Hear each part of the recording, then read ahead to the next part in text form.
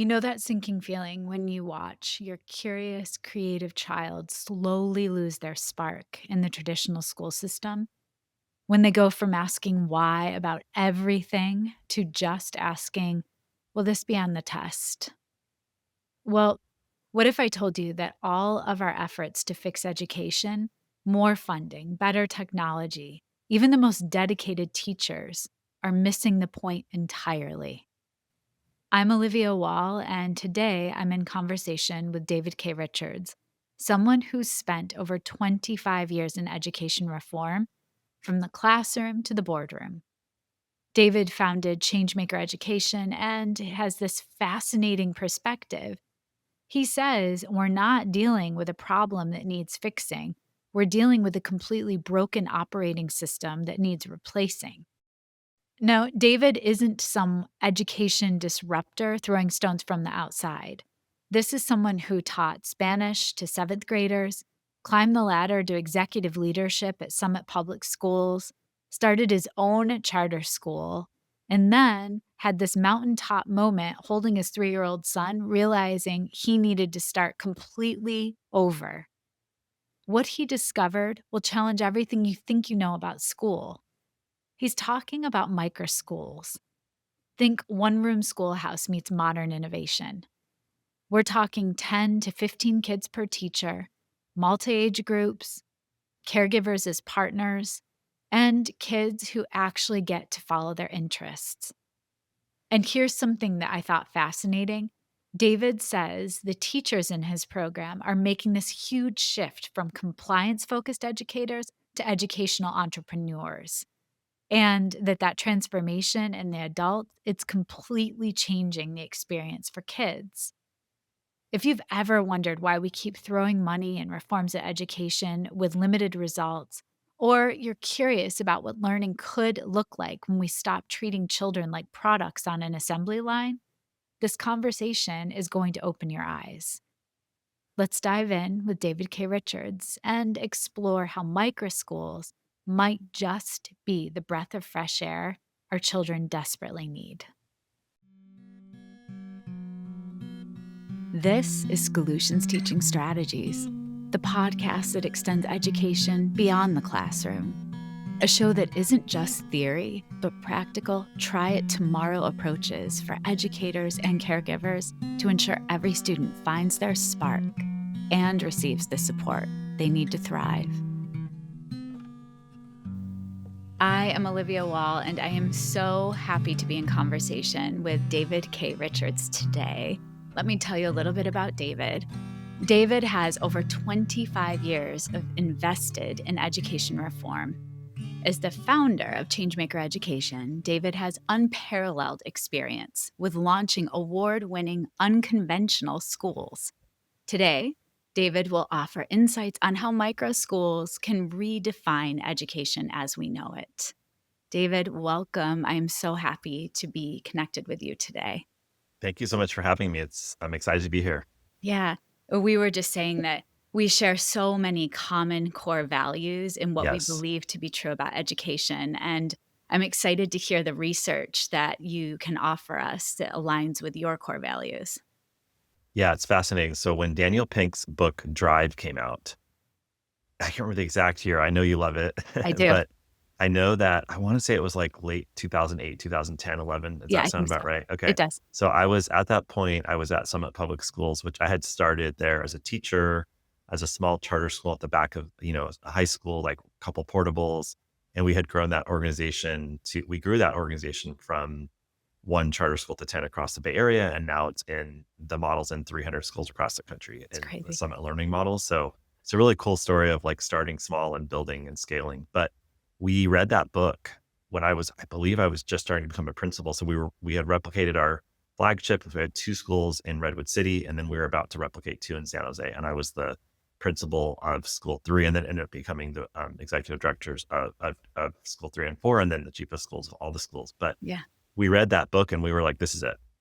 This is this it is it. in Yeah. terms of what we do with our students, what we do with our team, and what we do with ourselves. And so that book literally changed my life. And I still use it today for Changemaker Microschools and the work we're doing with this organization I have now. That is my heart calling, and I couldn't agree more. I was actually just with 4 assistant superintendents this week, and we were leaning on Pink's research alongside collective efficacy, professional capital, and, how do we gather as a network of minds and hearts Mhm. that want to do right by kids? Um, Yes. and that really is, I mean, it's so fascinating because within your over 25 years of experience, you have been a teacher, a principal, an executive at Summit Public Schools. So, what was the moment before you were in that portable that you Yeah. realized you needed to tear it all down to start over and build it back up?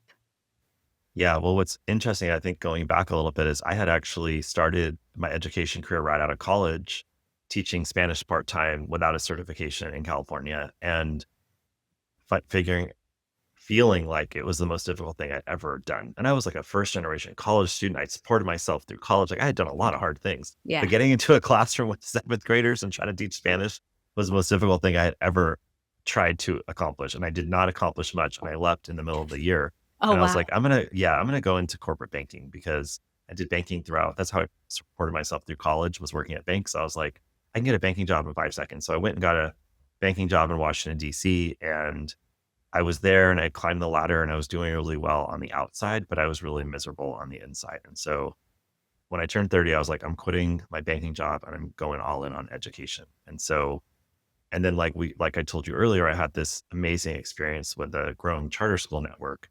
And then the other decade marker was I turned 40 and I realized that I was almost in a way like back at the bank in terms of, because I had moved into the kind of central office. We were building like a district essentially, and it just didn't really light me up because I like to build and I like to innovate.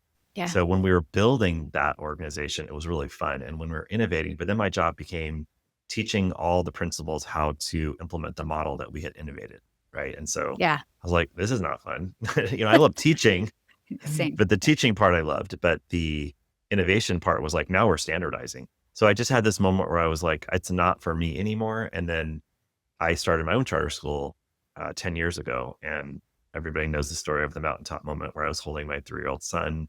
And I realized that I'm leaving my executive job and I'm going to start my own school and start over. So I think that was kind of the moment I realized I had to start over from scratch. And then doing that again, going from being like number 2 in command for like 200 employees, being that guy that everybody's like, "Oh, we respect you," that all that kind of fakes up. Right. Then to being like, "Hey, hey," which I don't love. I was like, "I don't even like this. I just wanna talk to everybody." But then I'm like, "I wanna go back into communities and talk to the people that don't have great schools and talk to the people that really care the most about their kids." So I just started meeting with moms at Starbucks and community organizers and built that charter school from scratch, and that was, like, the most meaningful work I had done in a really long time since I built the last organization. Yeah. And then, fast forward, I left the charter school because I found that charter schools in California, I think this is happening across the US, started to become highly regulated and they started to feel like district schools in terms of the red tape and the bureaucracy and less about the kids and more about the adults. And so I got uninspired by charter schools and I passed on my charter school to an amazing leader that I trained and she's running it now. And that's when I decided that microschools were the way to go. And that story is actually great too, because I found one of my life coaching clients who said, "Hey, can you help me open a microschool in rural South Dakota?" I was like, "Sure, I Sure. guess." So we went for it, and it's called Onward Learning, and it's been around for 5 years, and it's right outside of the Native American reservation she grew up on. She was a teacher, a principal on the reservation, and she's like, "It's not working anymore." And so she started a microschool, and now has 60 kids right outside of the reservation. So, this is an interesting segue because what is you've seen from the classroom, from the principal's office, from the boardroom. I mean, you just said you've experienced every layer of the Mhm. educational system. What is that fundamental flaw that it feels like no matter how many reforms, how much funding, how much tech we throw at the education system, we cannot seem to fix it? What is that flaw? Yeah. What I always talk about is there's a flaw in the operating system, just to use that that It's language. interesting. Yeah. But the idea is that we've created a factory model, an industrial model of schools, and I always am fascinated about, so I got really excited into Montessori schools because at Summit we were doing self-directed learning for middle and high schools. Then I did self-directed learning for my K-8 here in Sacramento. And I was so fascinated by Montessori. So I started consulting with a lot of Montessori schools. And it was so incongruous to me because you had these kids doing amazing stuff in the classrooms. It's like multi-age and self-direction and peace and conflict, management, all this really cool stuff. And then I go in as a consultant to help them figure out how to deal with their organizational issues. Mhm. And I'm like, oh, you're running a top-down organization where the teachers have no say in anything. And It's fascinating. it's so incongruous. It's like Yeah. cognitive dissonance. And so that was my moment where, and the other book I'd recommend is Reinventing Organizations, which talks about the future of organizational development and how it's what they call teal. It's all about self-management and kind of like this self-directed way. But yeah, so that was so fascinating to me. I think this operating system is off because we're treating everybody like cogs in the machine. And so no matter how much money or technology or the best teachers do well in spite of this system, right? Yes. And so Yes. we need to create systems where the teachers, the students, the families are actually at the center, which is what I love about microschools because you're shrinking everything and you're allowing the teachers and the families to really be engaged and do what's best for their kids. I could not agree more. I think a term that came up this past week when I was, collaborating with different, coaches and superintendents together is that idea of parallel pedagogy, and so, you cannot expect our students to thrive, their caregivers to thrive within a system if we are not modeling what we want to see with those children, right? And so Yeah. that it's just fascinating, and I guess I the other layer I love that I feel from you is you are such a curious human, and I Yes. appreciate that you do interviews, you reach out, you ask, you're so curious. I am very curious to know what it would feel like to walk through a typical day in one of your schools and how it would feel different than that traditional, schooling that we're Yeah. used to. So basically, here's what's different. It's it's really the redux of the one room schoolhouse. And my mother grew up in rural Texas, my mother-in-law rural Nebraska, and they're kind of like, you realize it's not innovative, right? Like this is what we did when we were kids. Yeah. But basically, just walking you through a day, it would be no more than 10 or 15 kids in a classroom per teacher. There probably wouldn't be a quote unquote classroom, right? There might be like 30, 40 kids in the whole quote unquote Space. school. Yeah. But there's different adults working with the kids based on what they need. So you see the multi-age groups, maybe like a group of 5 to 8 year olds, maybe not even using grade. We're not even going to talk grade levels, just ages. So a group of like 5 to 8 year olds, a group of like, 9 to 12 year olds, and they're working on what they need to be working on. And honestly, we haven't even gotten into how this is possible with AI, like in terms of where we are Right. as education, world. But and my micro schools are not, big on, oh, we have to use AI, but it's big on creating the structure so that the kids get what they need. And then you'll see volunteers in there. Like we don't want to be the traditional school that pushes parents out and tries to control them and be scared of them. Having the parents in the classrooms and having a lot of engagement, having the kids go outside, working on what they want to work on. So, if you can really personalize learning, they could get done with math reading in 2 hours maybe throughout the day, depending on the age, but about a couple hours of real personalized, individualized instruction, whether that's AI or like the human doing it. Like my friend in South Dakota, she's anti-technology. She's like, no, these kids are going to be spending so much time on tech. She wants them in nature. She wants them like, tactile talking. But Yeah. other founders that we're working with are like, no, we want AI to be a 2 hour piece. And then the other, 3, 4, 5, 6 hours, they're working on projects or starting businesses. And so, I mean, it's kind of limitless because our model is it's a network, but it's also empowering the founders, going back to the mastery, autonomy, and purpose. So the founders come to us with a vision that's aligned with our values. So, like, I really want to do a STEAM middle school in Chicago. I really want to do, like arts based school in Philadelphia.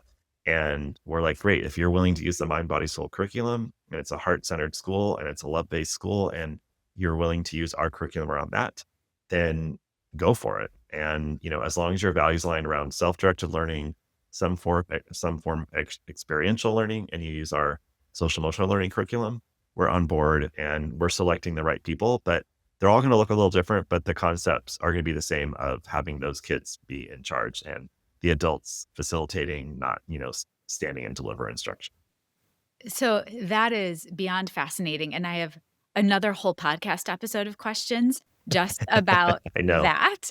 What I'm Yes. going to try to do is process very quickly in the moment because a conversation I was also having this past week was around having extraordinarily high expectations for every learner.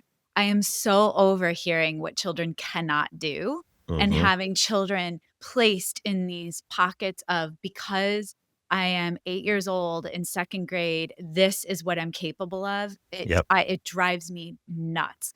And so instead, if we have these high expectations, I would hope that we're saying, "What is a child passionate about? Yep. How can I facilitate learning around that passion?" And then I still hear this little buzzing in my ear, standards, standards. Mhm. And so Yeah.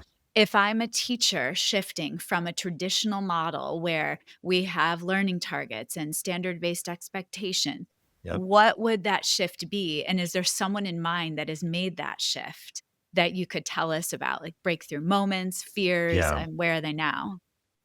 Yeah, I think it's a very difficult shift, and at Summit and at Growth Public Schools, my charter school I started, and now with Changemaker, we're seeing the same struggle, which is if you think about our schools of education, they're really teaching you to teach in the factory model, right? Yes. And so and they're doing great work, but they're teaching you to do it in the factory model.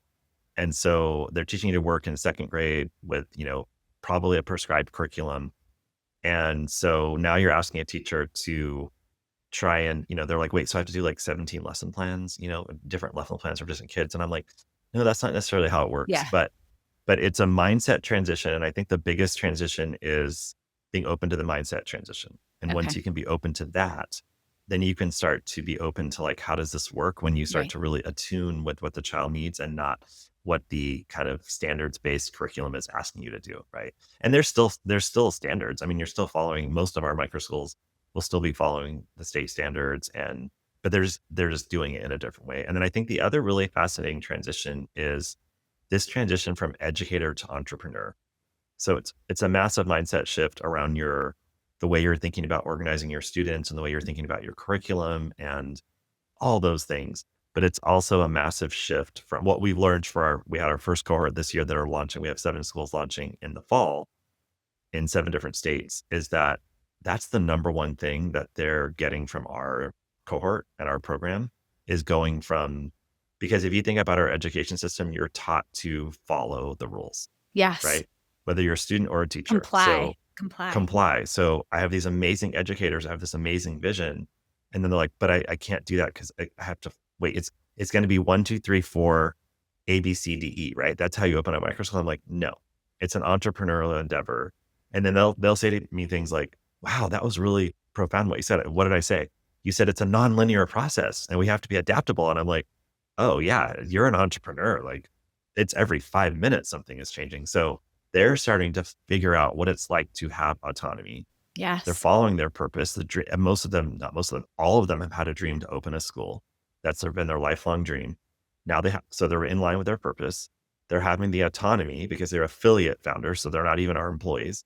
And they're starting to figure out the mastery, right, of what it means to run a really great school. So it's been fascinating to watch. And the most fascinating thing is seeing like when I interview them and they say like, well, how much money am I going to make? And like, what's the benefits? And Mhm. I'm kind of like, well, here's what I think it will be. But, it Right. depends on how many students you have, what your tuition is going to be, or do you have education savings accounts, different things. And seeing them kind of be so scared in that first round interview. And now fast forwarding several months later where they're just like leaning into like, I'm going to apply for this SBA loan and I'm going to do this and I'm going to do that. And like, I'm going to take this risk. And they're so invested in the success of their micro school. And that's going to translate to the passion that they're going to have when the kids arrive. Right. It's It just going to be will. so different. Yeah. It will. That's it's lovely to hear, and it's also, I think it I recently interviewed Pernille Rip, and she has moved home to Denmark. She said something about fear, And it captivated me because she said that fear makes us think that something's scary, but it could be coming from a place of it's really exciting. You need to Yes. lean into it. And so I think that moment when we decide, like, this feels really uncomfortable, getting Yeah. comfy with that, that's what we want for our children. So, this idea of the messiness of entrepreneurship, Yeah. anyone that is running their own business, boy, is it messy. We You make understand. I do, and we make so many mistakes, but Yep. having the, I think, courage, I'll say, to Mhm. say, "Whoa, that was a misstep. How am I going to move on from here? What did I learn from it?" And what I find profound is actually putting what I learned from it out in the world. And so it's Yes. holding myself to it, like, I messed up, and here's what I plan to do to make life better moving forward. Um, and with that said, Yeah. you are disrupting an $800 billion industry. And I'm sure that the education system has given you some resistance at some point. So, what have you had to face or what obstacles have you had to overcome?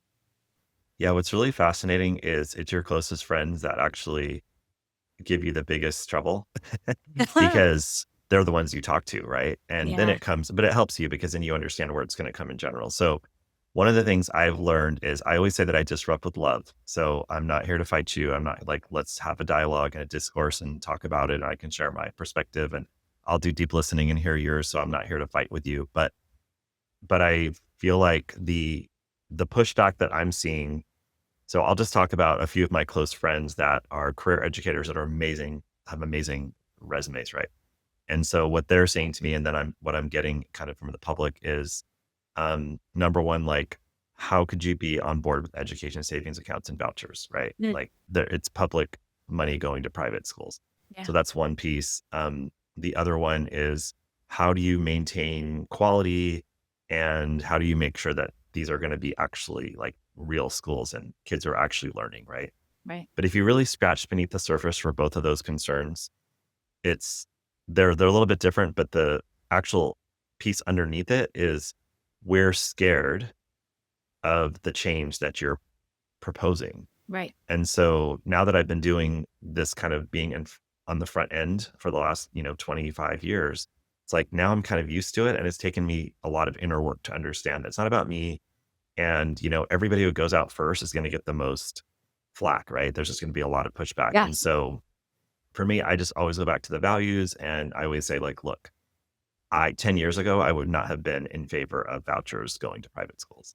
And, there's, but you got to go with the change. And so what I'm seeing is that the families, and then I always go back to families. Like I always tell the stories that, when charter schools came out, there was a lot of, there still is like anti charter rhetoric and a lot of people, and I would run into a lot of people at parties that would be really angry at me for working at charter schools. And I would always just say, here's the bottom line. You just ask a mother or a father about what the charter school did for their life, and they don't care about the politics. Yeah. Like, if that school changed their life, and there's bad charter schools, I'm not saying all of them are going to change their life, and there's bad micro schools, but if you are able to give a family a school that's changing their life, then the politics don't matter. And then what I find funny things, it's like the head of the union sends their kid to a charter school or whatever it may be. Like there's so many when we will make decisions for our children that we don't want people to know in public. And so I always go back to the value of with the vouchers and the safe education savings accounts. Like I want a way to push on this massive behemoth of an education system. I want to create change. And, like that's like saying, well, Netflix should have never created Netflix because we had a really good way of like renting movies and stuff, like whatever. Yeah. So Yeah. it's just when you're in an innovative space, you're going to get a lot of people that are questioning and asking you. And I just go back to the values, and I also listen to other people that are innovating and kind of understand what they're saying and how they're looking at it, and then I just share that perspective. I also think that we can learn so much from the way that you are innovating and look at, how can we steep children in a multi-age approach? It doesn't have Hmm. to be like within a classroom. If we crack open and look at the age of a child, I think, again, we're doing a huge disservice in early childhood education, shoving reading down children's throats at such a Yep. young age instead of allowing them to play for many, many hours in the day and be Yeah. steeped in hands-on learning and language. Um, so we can learn a lot as a network Yes. if we're Yes. open. We have to be in that learner stance. So I want to wrap with this question for you because I'm Yep. fascinated to hear your response.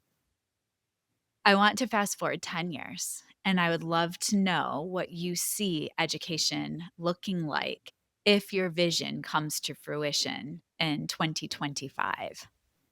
Yeah, I think it's to your point, what you were just saying, it's around people learning from it. And I'm not going to sit here and tell you that micro schools are going to be, 97% of all the schools in America in the next 10 years or something like that, right?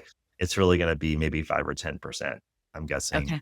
And it's going to be similar to charter schools. It's going to be an innovative model that people can start to say, oh, wow. So, for example, when we started Summit Public Schools, we were in one high school district, and we did these advisory programs that were like really unique, like 14 kids for 4 years, and you built a family. And it was basically an advisory program. We had every single kid take the college prep courses, no matter where they came from middle school. So we did some really innovative things back in like 2003, which now Yeah. are like so normal. And by 5 years in, when we had a lot of success and a waiting list of 500 kids, and the district was like, we need to do something about this, they started having an advisory program. All of a sudden, they were doing the A through G or the college prep requirements. And all of a sudden, they were having smaller schools within the schools. And so that's the vision for our micro schools. We have a vision to have 100 of them over the next 7 to 10 years, rural, urban, international, not just in the US, across the world, where we can actually say, like, here's a model that's really working. And so what it would look like in 10 years is multiple models across the world where we're actually personalizing learning for kids and families are actually involved and they are not paying tuition. The tuition is being paid by the state or the federal government so that it can be accessible to every single family, and that we'll have like a really, high-end micro school in Chicago where the parents are paying 25,000, and then we'll have one in Phoenix, Arizona where the parents are paying zero. But there's basically a portfolio of micro schools across the world that we can say, look, this is a place we can learn. This is a Yeah. place where we can understand what happened, what went well, what didn't go well, and we can start to create a system of smaller schools that people can learn from. And then I hope would be that the district schools would start to have micro schools and the charter schools would start looking into it. And there'd be a whole revolution around how we can reimagine what we're doing with kids in school. That's what you are doing. You are reimagining the possibilities for what education looks, feels like, sounds like. And I am so grateful that you're in this game of education alongside me. I also want to put out there in the universe, you have a magnificent podcast. Oh, As a thank you. fellow podcast host, shout out for Changemaker EDU. I will make sure to tuck all of your details into the show notes. And David, Perfect. thank you so much for taking the time to connect today. Thank you for having me, Olivia. I really enjoyed it. Absolutely. Take care. Schoolutions Teaching Strategies is created, produced, and edited by me, Olivia Wall. Thank you to my older son, Benjamin, who created the music playing in the background. You can follow and listen to Schoolutions wherever you get your podcasts, or subscribe to never miss an episode and watch on YouTube. Thank you to my guest, David K. Richards, for sharing how microschools might just be the breath of fresh air our children really need. It's time to explore what's possible when we put caregivers and children back at the center of education. You can learn more about the microschool movement and find resources at changemakereducation.com. Make sure to send me an email at schoolutionspodcast@gmail.com to let me know what resonated with you from this conversation and what your next steps are after listening.